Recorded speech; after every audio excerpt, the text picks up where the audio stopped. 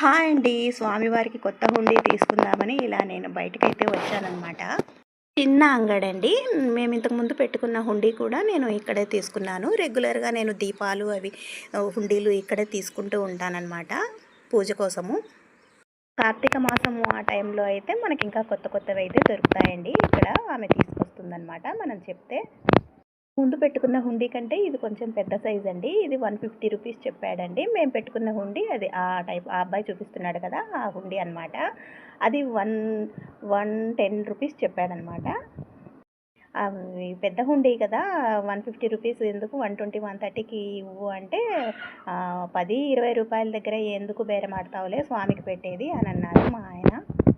ఈ పింగాణి అండి తులసికోట దగ్గరికి తీసుకున్నాను 2. ఇవి కూడా జత 80 రూపీస్ చెప్పారండి.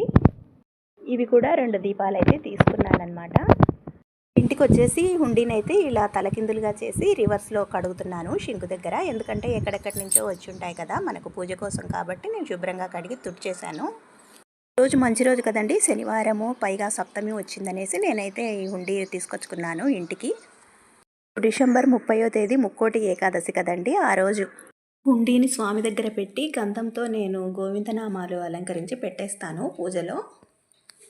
స్వామి దగ్గర పెట్టిన తర్వాత మేము హుండీలో డబ్బులు వేయడం స్టార్ట్ చేస్తామండి. ఇదిగో ఇలా చూడండి, నేను ఇలా పూజ ర్యాక్లో పెట్టేశాను పూజ గదిలో.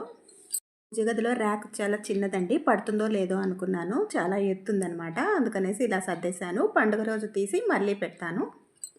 ఈరోజైతే నా వీడియో ఇదండి. మళ్ళీ మరో వీడియోతో మీ ముందుంటాను. బాయ్.